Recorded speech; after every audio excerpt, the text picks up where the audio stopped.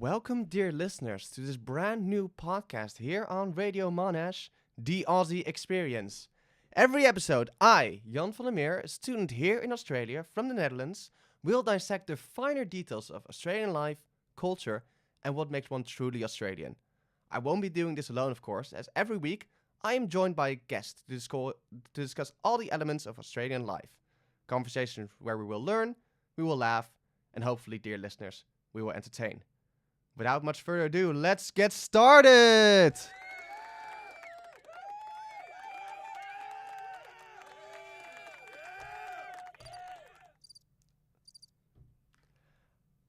My first guest for this very first episode here is Byron Dallas. Byron, like Lord Byron Dallas, which is almost like the city of Dallas, but written slightly differently. He's a student here at Monash University in the beautiful city of Melbourne, studying law and commerce, so basically he will be making a lot of money very soon. He's here specifically because we met earlier at the Monash Film Society, where we have consistently had good conversations, and hopefully we will continue these good conversations at this beautiful podcast. Notably, he also studied in the Netherlands and now lives in Australia, which is exactly what I'm doing right now. So without much further ado, welcome Byron to this beautiful podcast. Hello, everyone. I'm not here on my own volition. I'll just say that. You were forced here. Yes, that's right. Yeah. I've been caged, to be honest. I need help. Yes. So if anybody wants to help Byron, you can contact us at the following phone number. No, that's fine. Anyway, first of all, thank you for doing this. This is going to be the very first podcast of this, so it's already an honor that I got a guest to join me. Is there anything else you would like to add about yourself just before we start? There is nothing really interesting. There's nothing interesting. I am as bland as a tomato. As bland as a tomato. Well, you know, tomatoes used to be this incredible spice and delicacy when they were first discovered by the Spanish when they came to South America. So, in that sense, to my simple European mind, you are very spicy. But if there's nothing else you would like to add, then I say let's start with the first game. That sound effect will never get old. So we're going to play a little game. 2 truths, 1 lie. I will give you 3 facts about Australia, 2 of which are true, 1 of which is a lie. That's the simplest rules you can have. Are you ready for the 3 facts? Yes, I am. Fact number 1. The Great Barrier Reef is the largest living structure on Earth. Fact number 2. Canberra was chosen as the capital because it's directly between Sydney and Melbourne. Or fact 3, Australia doesn't have any active volcanoes. Well, number 2, in terms of Canberra being chosen as the capital, yeah, because Melbourne and Sydney were fighting over that. So I think it was initially in Melbourne for the first 10 years, I believe, but don't quote me on that. So that's definitely a truth. As for the Great Barrier Reef being the greatest structure or the largest living structure. Largest living structure. I think that's the lie. That's the lie? You're going with number 1? Yeah, number 1 is the lie. No, as for number 3, well, I've no understanding. I think there's a volcano somewhere. Well, Canberra was indeed chosen as the capital because it's between Sydney and Melbourne, though Canberra is about 280 kilometers from Sydney and 660 kilometers from Melbourne. So really Sydney lucked out on that one. So not really fair. Wait, that's the lie. That's true. It was chosen, but it's not necessarily completely in the middle. So poor Melbourne having to fly longer to Canberra than Sydneyans. How would you call somebody who's from Sydney? I could say it, but you'd have to censor it. Okay, then we won't say that it. absolute prick. But yeah, you're a true Melburnian, I guess. They should just stay there. They should leave the country. It should be a different country. country. Leave the country. Okay. Well, it should be a different country. We should take it over, maybe. Force them to Tasmania. Like they did in 1788 when the first prisoner ships arrived here in Australia. We need to get rid of them. We need to put them on those ships. I think the hulking ships, or just send them away. Maybe to New Zealand. But you can't trust the New Zealanders. With them with their sheep. Yeah, what has New Zealand ever done for the world besides Lord of the Rings? And sheeps. Yeah. And mixing with sheeps. Mixing with sheep. So the people of New Zealand are part human, part sheep. Yes, exactly. That's where people from Sydney belong. Along with the sheep. Yes. Yeah. Because they are sheep. They are sheep. But people from Melbourne are the same. I've no respect anyway. But anyway. What am I speaking about? We're talking apparently about sheep, so that's wonderful. Okay. Uh, They're all sheep. The Great Barrier Reef is indeed the largest living structure on Earth, Oh. which stretches around 2,300 kilometers alongside the coast of Queensland, which is around 2,900 individual reefs, all of which are technically alive, because coral is technically alive. But yes, Australia does indeed have active volcanoes. There are a few there's Big Ben on Heard Island, and there's some volcanic activity on McDonald Islands, but they're all on islands. There are no active volcanoes on the mainland of Australia. So that's kind of the trick question there. Okay, so that was the lie there. Yeah, that was a lie. Yeah, there are active volcanoes in Australia. Oh. I didn't know that until I started Googling it just for this little game. I had no clue, but because that was in there, I thought it has to be true. I don't know. Seems too good to be true. It seems so absurd. But but there are active volcanoes here, but they're just on mini islands. So Okay. screw those islands. Maybe that's where we can send the people from Sydney, on those little volcanic islands. Yeah, I think they belong to be next to the molten lava. Yeah. Exactly. Well, that was if I ever become voted as prime minister, if I ever go into politics, that is what I would push for. But that will be your first policy, to just drive every Sydneyan yeah. to active volcanoes. Well, look at Anthony Albanese. He has no spine. He's pathetic. Mm-hmm. I have spine. That's the difference between myself and someone like Albanese. That's your whole campaign slogan. I have a spine. Yes, because Albanese is spineless. The Liberal Party's useless. But anyway, I won't divulge into politics. That will be tackled in episode 3, where I will be sitting down with Anthony Albanese. Oh, are you familiar with the nuclear policy touted by the Liberal Party? No, please explain. That's the whole point of this podcast. Okay, You will say something about Australia, and I will have no clue what you're talking about. Okay, So that's going to be my catchphrase from now on. Please explain. we had an election this year, and the party that won Labor, they were in before, and they really only won because the Liberal Party proposed the worst policies possible, including nuclear policy. What would nuclear policy be? Would that be? It's just a lot of money invested into a source of energy where our country is so well suited to renewables already that it will drive us further into debt by trillions of dollars, I think. And it would take maybe 40 years to recoup the costs if it's the budget. And you know these things always go over budget. Well, Albanese did like a Joe Biden. People voted for Joe Biden because they didn't want Donald Trump in. And it was exactly the same. And the guy for the Liberal Party, are you familiar with the... Peter Dutton. Yeah, he right? looks like Voldemort. Yeah, Voldemort running for a nuclear policy. The only other policy was fuel. Seriously, I don't know where these people learn politics or economics or anything. I do want to stress to all the listeners out there who may be bald that we don't discriminate based on how much hair you got on your head, and not all bald people look like Voldemort, but indeed Peter Dutton does look a bit like Voldemort. Look, I have more respect for bald people than those people who get hair transplants. Because those people who get hair transplants, That's a fact, yeah, Yeah. because that's just that is opening up to your own self. If you don't have any hair, just accept it. Don't go like plastic surgery on top of your head. Exactly. Just accept that you're like ugly. Like I accept that I'm ugly, and I'm not going to get plastic surgery. I'm not going to try and get the bones. Just accept yourself. Well, it's a good thing that this is a radio show and not that we don't have any cameras here, so that viewers can only listen to your beautiful Australian accent. and not Exactly. Otherwise, your people would Aussie turn face. off the TV because people wouldn't want to see my hideous appearance. But whatever. I will say Albanese is also not Albanese or Albany. Albanese. Albanese. Okay, I've always said Albanese, but it's Albanese. Okay. Well, Albanese is also isn't necessarily the best looker out there. He isn't, but he's better than Voldemort. Voldemort, you just could not trust him with anything. I would not trust him in a Harry Potter film, but I would not trust him running as head of a political party. Which is why he lost by a landslide. Yes, It's being. it it's was nuclear. It's suggesting nuclear and looking like Voldemort that ultimately cost the Liberal Party all their seats. Yes.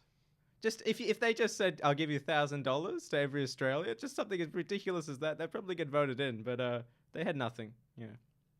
Which is just the same for politics in general. They often don't have a lot, do they? No substance, no. I think I need to be the philosopher king, like Plato's philosopher king, right now, and I will make like this like democracy is overrated. Democracy is overrated? Yeah. But look at the masses, yeah? they don't understand things very well if they're voting for people like Albanese, even though their choice isn't very, very, very good. But they're not well educated on the matter. What would you suggest instead of a democracy then for Australia?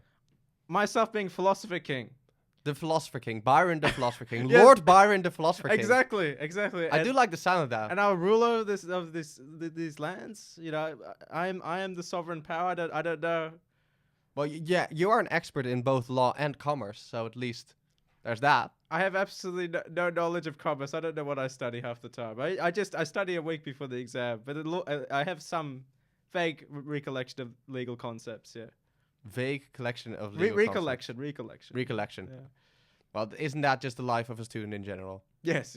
How do you find student life here in Australia? Because as I said before in the intro, you did as well study in the Netherlands, Oh, okay. which just so happens I've also done. So what did you find the difference? Because for me, it's most of my time was in the Netherlands, and now I'm here in Australia. And for you, it's the other way around. Most of the time in Australia, and for a while in the Netherlands. So what really was to you the difference coming back to Australia? I think the difference in Australia is maybe for certain classes, like particularly the class in commerce that I study. I major in accounting. People leave almost immediately after class. No one stays back. The chatter is almost non-existent. And with law, I found this in the Netherlands, law students are typically more guarded. They don't. It's very rare to find someone you can speak openly with. And if you do, you know, you could actually a lot of people have chips on their shoulders. To be honest, I think in the legal field at least, like you could anger people quite quickly. And I found that out in the exchange. I made enemies. You made enemies. Yeah, You some started of a the war. Australians. With some of the Australians. With some of the Australians, okay. You Yeah. didn't start an international war between the Dutch and the No, Australians. I think the Dutch are more modest than some of the Australians. In what way are the Dutch more modest than Australians? In what way are Australians not that modest then? The people say Australians speak the truth, but I'm not sure. I think the Dutch speak the truth. They don't like you, they let you know. I don't mind that. And they say, I don't want to hang out with you. I don't know. It's this honesty.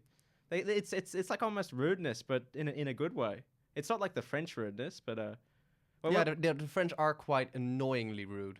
Yes, because they get frustrated. You order the wrong thing on the menu, and they say it's not my fault. You know, I can't do the accent, but they have like a panic attack. fault, mister. It's not. You ordered wrong. And I'm like, I pointed at this, mate. I'm pretty sure it was your fault. It's just because, you know, there's a translation error. Although I probably should learn French if I'm dealing with a French person, but I don't expect that in Melbourne, where that experience has happened. Yeah, thus far I haven't met any people here in Melbourne who speak French. Surprisingly. Really? A lot of people in the law, in law, I think, have studied French in high school. At least I know quite a few. Okay. Well, I don't study law. No. Okay. Oh, you should. I should. This I'm surprised this guy's in advocacy, to be honest, because Advocacy. I watched your TED talk, and I recommend To all the listeners, I did do a TED Talk. You can look it up on YouTube. It was quite an enjoyable experience. Well, thank you. But it can lead to some funny situations if you say yes to everything. I'll say that. Yes, the context is that my TED Talk was about how I said yes to everything, which is also just how I happened to get this little podcast here today. Just saying yes to things. Yes, and I said yes to well, I didn't say yes actually. I forced you. That's Yeah. why you're still in the cage. Yes, and I still haven't eaten for 3 days. But If you're a good boy, I might give you a Tim Tam. Tim Tam, whoa! What do you think of Australian sweets? Have you tried many or? I've tried it. Tim Tams are good. Tim Tams. Okay. I'm not necessarily the biggest fan of chocolate in general, but Tim Tams. I know, shocking, right? Yeah. Get out of here! Get out. Yeah. If I say that too many times, I'll probably be deported by Albanese.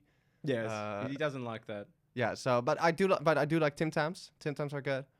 I've just had the normal ones, and I saw in the shop down here they have like caramel ones, dark chocolate ones. I've just had the standard ones, but they're good. There's some good cookies here in general. I've had like at Coles or Woolworth No. that they say are Australian. But yeah, they're pretty okay. But that's far. I haven't had like some of the real classic ones. I've had like a sausage roll or like a sausage. Oh, you've had a sausage roll, so Yeah, the pastry, yeah. Yeah. And also the one like the barbecue sausage on like white bread. Oh yes. Which I've heard is very classic. But I haven't had fairy bread or something, which Oh, that is for the kiddies. That's for the You have kiddies. that in kindergarten. Well, I Yeah. should probably go back to kindergarten if Yeah, I want to experience that. I think if you want to observe Australian culture and the development of Australia, you need to observe kindergarteners play. You stand behind a fence with a camera And whenever somebody asks, oh no, I'm just observing the kids. Don't worry. yeah, Just observing the culture. Yeah. Yeah, with binoculars, just looking at all the kids, like, yes, go play, go play. I want to learn, little kids. Okay. Yeah. That's going a bit Yeah. too far. But, Yeah, that's definitely a way to get deported by Albanese. So I'm definitely I not. don't know. Albanese might be in support of your behavior there.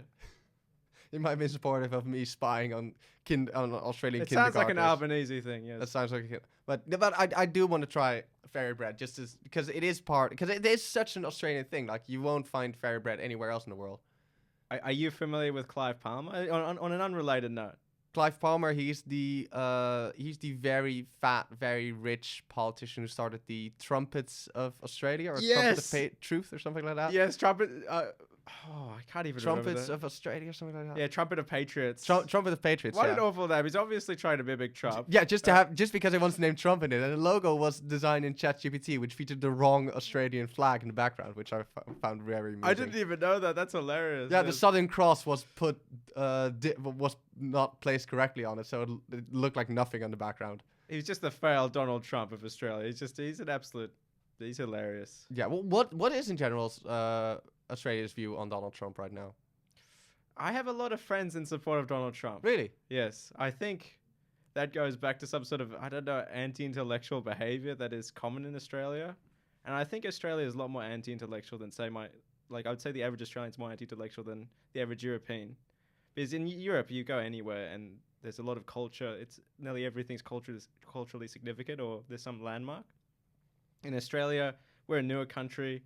We don't have the same historical sites. And that's the honest truth. We have some beautiful environmental sites. But I feel like a lot of people don't appreciate the arts as much here. And I think that is evidenced. I know this is a really roundabout point, but that goes back to Trump. And I think if you really do appreciate the arts and even economic principles, you can see that Trump's administration is ludicrous. It's absurd. And I know so many people who think because he's against woke, that's the defense. You can be against woke, but the problem with Trump is that he's just creating unnecessary derision. And he is pretty much cancel culture itself. The woke, like people try to divide it between left and right.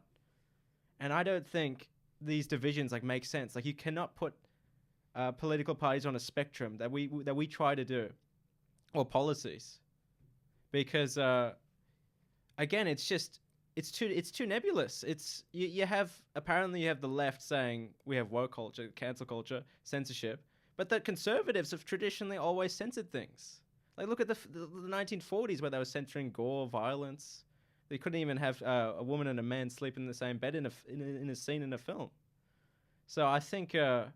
I will say when I got here, I was very surprised that the national icon is Ned Kelly, a man who did murder a couple of police officers. And oh, that's funny. Yes, yeah. It's like this anarchist sort of behavior. I can't pronounce the word. Is it anarchist or anarchist? Anarchist. Okay. I'm the foreigner here. I should. I always struggle. I always get corrected with that word. Yes. That is funny that we have him as this sort of role model, but I feel like it's.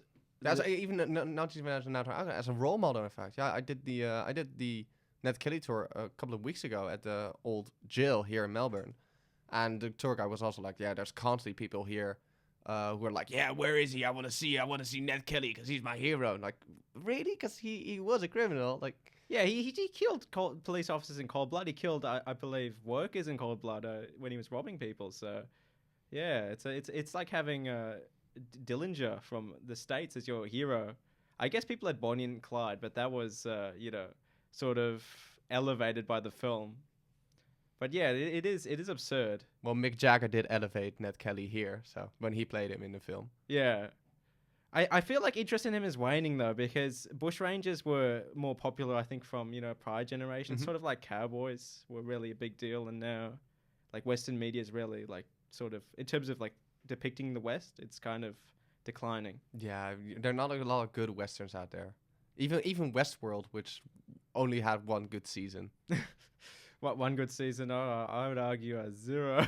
Ooh, okay, let's not. Well, this is an Australian podcast, not a Westworld podcast, but if it was, we would get into this very serious conflict. But it is this kind of weird thing though, because bushrangers are very much just exclusively Australian, because you have only the bush here. There's not a bush there's anywhere else. The equivalent of the Australian cowboys, the gunslingers, really. Yeah, so but yeah, so it is kind of weird for me, at least, that you don't see bushrangers everywhere. Because I would think if you want to create like a national identity, that would be a part of that, of the bushranger. But maybe that's just a part I'm missing. Maybe you need to go to more rural areas. You might find some, yeah, or you might be gunned down yourself. By a bushranger. That's also probably it. Is that still a big divide between like the rural and the urban, where?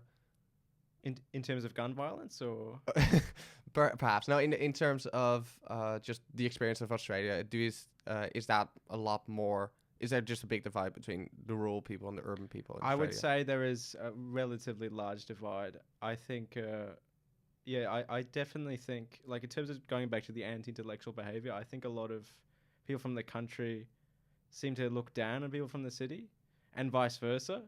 Because they think, oh yeah, they really have no understanding of Australia. They've just lived in Melbourne. That's how, at least I've read things of people saying that, and acting like that. And yeah, I think the Melburnians are almost, it's the reverse. They think, oh, a country bumpkin or a bogan. Yeah, we're such a melting pot of cultures. Yeah, in Melbourne at least. Well, I think in most of Australia, but is there a place that in Australia where you would say that's the least of a melting pot? That really is just one culture there. Oh, maybe Tasmania. It's changing with like immigration every year, but I think Tasmania. I think it's still traditionally white Australian. But I'm not sure. From what I've heard from everybody here is that Tasmania is a very farmers area and very secluded, and everybody's like, "Wait, you're really from Tasmania? Oh my god!" Like almost the hillbilly area. Yes, I actually had that conversation yesterday with someone from Tasmania, and I asked the famous question: are your parents related? Her parents weren't related, but her mum was a New Zealander, so she could be related to sheep.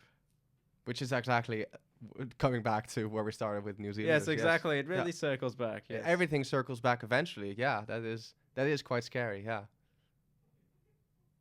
But do you think that divide is still like a massive thing, or is it somewhere where somebody from Tasmania you can have just a conversation with and just have a little bit of a joke, or is that more of a deep?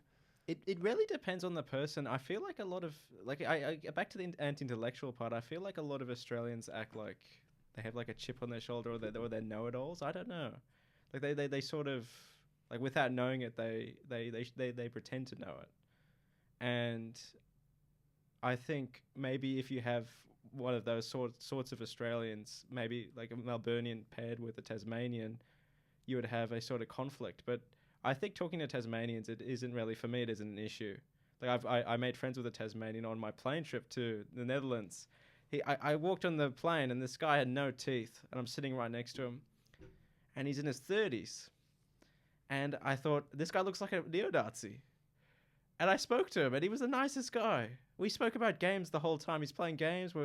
I even added him on my socials. He's in mid-30s. He's working. He's a physical labourer.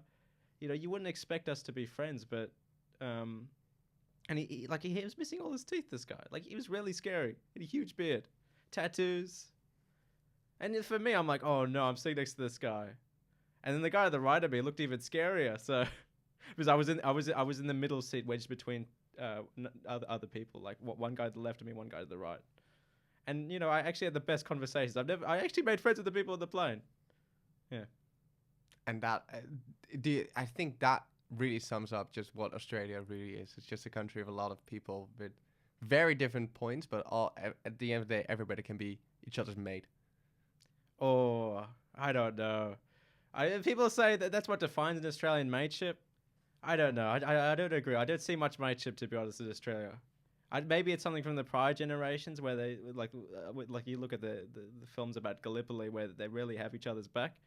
But I think we're a very selfish society. I think most Western countries are, to be honest. Well, not even Western countries. I think every country. We're moving towards some sort of individualistic structure, and that's evident in the housing market and many other aspects within society. We don't care about others. I will say that's something that they kept hammering in during the orientation week. It's like, we are like such a friendly country. Everybody can be a friend here. We're very open. We're very, but that's something that now, like, this is going to be you slamming your hand on the table, which I won't do just because we won't want to disturb the microphones. But that's something you stand by. We're not really that friendly. I want to contrast that with the Netherlands. I think people are a lot friendlier there. Really? Yeah. I actually had some very good experiences. I was speaking to like nearly all the reception staff. Had very good conversations. Like people were really open, and on the street, like I'm not going to speak to the suspicious people, but sometimes you'd run into someone and you'd speak to them. And I think that never happens to me in Australia. I always feel like you're kind of invisible when you walk past someone. Like everyone's like, stay out of my peripheral vision. While in Netherlands, everyone's looking around. They're like, hey. I'm like, and you smile back. You're like, hey. I'm sitting at a restaurant. Some old guy starts speaking to me. And I say, hey, what's it going on? And he says, oh, I worked in as a banker here. And I said, oh, awesome. So I never have those experiences in Australia. That's why I think we are so self-centered. I think we are maybe more self-centered than those from Western Europe. But I can't speak for certain. Do you think that may also, because that's something I did notice as well coming here, do you think it maybe also just be the fact that Australia is just so centered on just a couple of places? Like you got like 5 million people living here in Melbourne, you got more people living in Sydney, but like 90% of Australian population just lives in a couple of cities. Do you think that that kind of creates that that's a tough word, individualistic nature that you keep referring to? That Australia is just basically a bundle of a couple of cities and a whole bunch of nature where you can't really do that much. I think it might stem back from our like political upbringing in terms of actually our legal system and where it's been derived from. And we are an Anglo country, first and foremost. So we're derived from, we're a British colony initially. And I think maybe we are tracking the UK more than we would would really like to say. Like, to be honest, I would probably prefer to be in a Western European country like the Netherlands than the UK. But we are tracking the progress. I think I really don't hope it, but I think we might become, because I view like the living conditions in the UK to be much inferior to an Australian's living experience. But I don't know if we're treading that path. Time for an Australian Brexit? No, I guess. No, in terms of Brexit, because we're already exited out of we're already outside of this. I wish we were part of the European Union. I wish I could get a European Union. You're already part of Eurovision. We've given you enough. Like, what else do you want? We would never win Eurovision. No. It would be fun. Well, I think once you organized it, but like in 2015 or something. But it would be fun if Australia organized, because then every single European country and all the European tourists have to fly. Like, I took 30 hours to get here. Would be funny if everybody just had to fly 30 hours just for like 2 or 3 concerts at Eurovision, then fly back. That would be really funny. The jet lag, isn't it something? Jet lag is really bad. Yeah, I haven't had jet lag as bad as when I got here. Well, 30 hours is just, that is ridiculous. You can watch.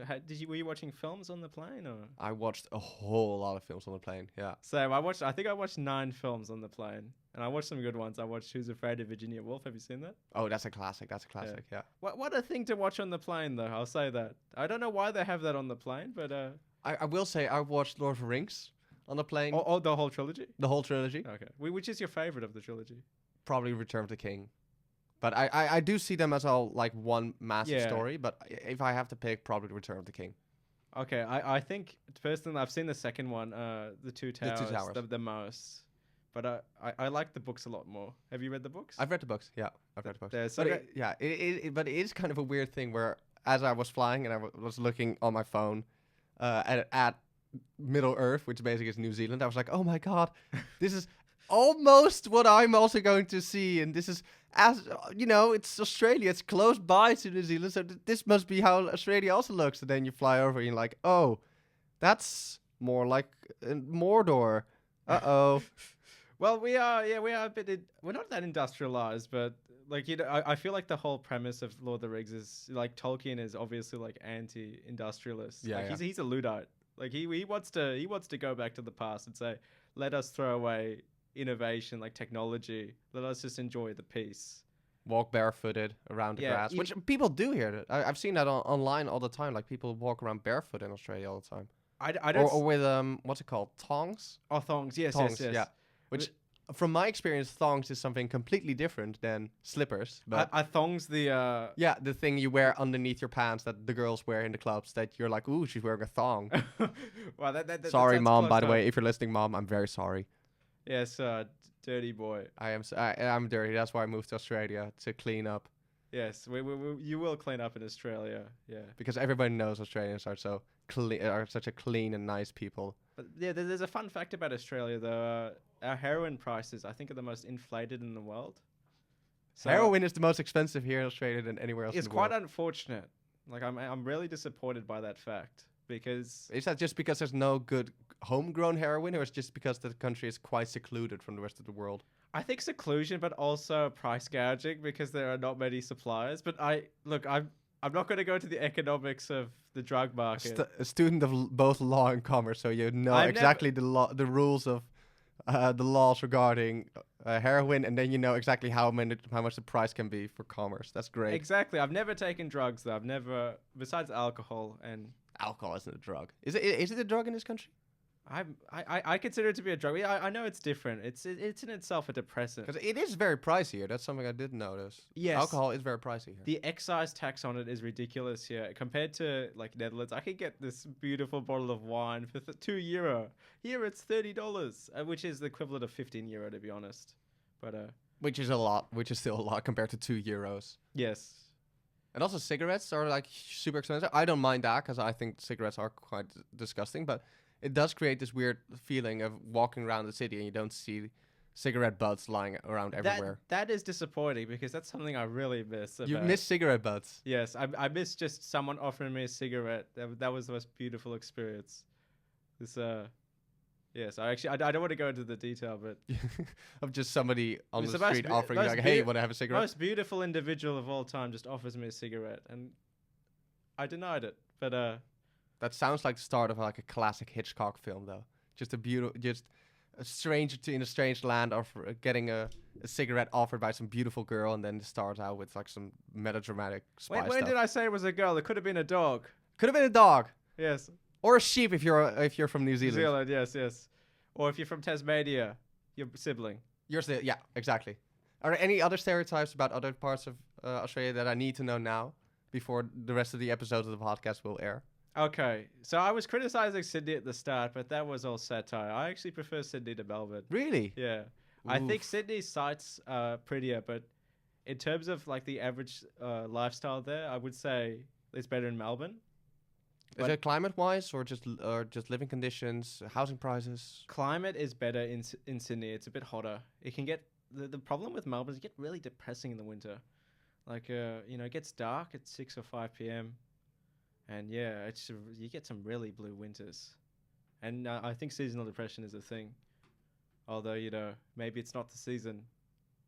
To be jolly, la la la la la. La. That it is weird that this is winter. Like a couple of weeks ago, I had a winter festival and celebration here. Like it's winter. It's July, August. What is going on? Yeah, what's going on? And then you go to Europe and it's like bright until like 2 a.m. And I say, what is going on here? Why is it bright? Why is there light in my room at 2 a.m.? Like that does not happen. The sun rarely goes down here.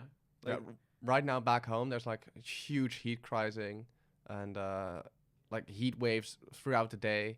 People oh, just burning up. poor And I'm babies. just here, in a jacket, in a coat, outside in the wind, in the rain, being like, "Oh, it's quite cold here, actually." And then text him back like, "Yeah, well, the weather's fine, I guess." And they're just like, "It's so bloody warm. Get us out of here." I never would expect that to cool down. I would go to Australia, but here I am. Yeah, It's actually colder here than back home. will you even get to experience the beaches in all their glory? How long are you staying? Will you be staying until? I hope that I get to see the beach in all the glory, but When is your flight back? Have you? I haven't booked it yet, so I can fly back whenever I want. So I do have to see the beaches. If you leave late in the year, it should be okay. But which is near the end of the semester. Yeah, I'll probably Yeah. do that. But yeah, but I don't know. But I've been to like St. Kilda Beach. That wasn't necessarily the most beautiful beach. No, that is an awful beach. That's an awful beach. I had okay. some experiences there. I saw a heroin needle in the sand, and Which was probably very pricey as well. And I was thinking, I was like, could I sell that on the market? Secondhand. second-hand heroin needles. Is- That's there's not a lot of sellers there in that market, so that might be and good a place to go. 13-year-old. I saw it as a 13-year-old, and I thought, whoa, wow. But I went for a swim once with my dad. It was like swimming in sewage. It was all green. It was muck. I'm pretty sure there was some sewage that actually went on top of my head, and I think I got sick for a few weeks. So, whatever was in that water, do not go in there. You're gonna have the same experience as the staff from the set of Stalker, where nearly everyone from Stalker died who was involved because they were like in some Estonian factory area. Typical Estonia, but although to all the listeners from Estonia, we love you. And, I think highly of Estonia because I think the person who's head of the High Representative of the European Union is Kaja Kallas. Kaja Kallas, yeah, from the European Union External Action, I believe, or so external agency maybe. She's a High Representative, so she's in 3 roles. So she's awesome. I think she's like vice commissioner as well. Yeah. But going back to beaches, I think the most famous beach, of course, is Bondi Beach. Do you think that's a good beach? I think it's overrated. Overrated. The best beaches are the ones that you go down the Great Ocean Road and they tell you not to swim in, and you actually swim in them. That's classic. Is that very much an Aussie thing to just go there? No, because no one is there. No one is there, so you're the only person swimming there. So if you get taken in by a tide, you're probably gone. Yeah, but it's like playing with your life on the edge. But if you're not a strong swimmer, don't go. And I'm not a strong swimmer, and I still go. So I should be able to survive then. I don't recommend going to the ones where they say don't swim, but there are nice ones that are secluded down the Great Ocean Road area. I've seen a lot of episodes of Bondi Beach Rescue, to be honest, before I got here, so I do know all like the safety things. How do you see that? Is that televised or is that on YouTube? It's televised on TV. Wow, because I thought that rubbish was only in Australia. I've seen so many episodes of that. It just the same with like border control Australia. That's in the Netherlands. How does this spread? I think it's just really funny because border control Australia is just so incredibly strict. So it's just gonna be really, really funny to have an episode where basically no matter what you film, it's always gonna break some kind of rule. Yeah. When I got here, I was very sure I was gonna break a rule. Because they handed us like little papers like, have you ever done any criminal activities? Do you carry any fruits with you or leather or wood? Oh, you can't carry fruit? You can't carry fruit, no, because of diseases. You can't bring fruit with you from other countries. Oh, wow, I brought some things from Netherlands. Uh-oh, you're dead. Yeah, I brought 20 cucumbers straight from Zaanschans, or however you pronounce it. Zaanschans, yeah. Yeah. Zaanschans, and a lot of cheese, yeah. But I think that's fine.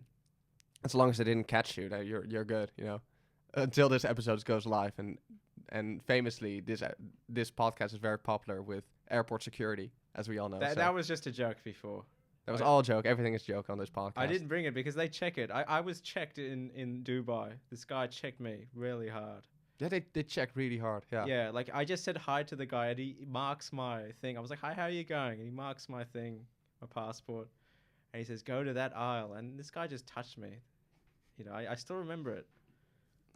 Yeah, only dark people were going there, and I'm a bit tanned, so. So you feel it was racially? I'm racially motivated because my friend next to me was right next to me. He's 6'5", white guy, doesn't get checked, but he did get checked after that. I think that guy was actually genuinely interested in checking him though, because he was like 6'5", like he was touching him. You should have seen it. I've never seen anything like that. He was passionate. It was disgusting. He was ready to go for it. Yeah, and he was, as soon as he's touched, he was like, he's smiling. He was smiling, the guy. Because my friend couldn't see. And he's like, do you play basketball? And he's smiling as he's saying that. Well, do you?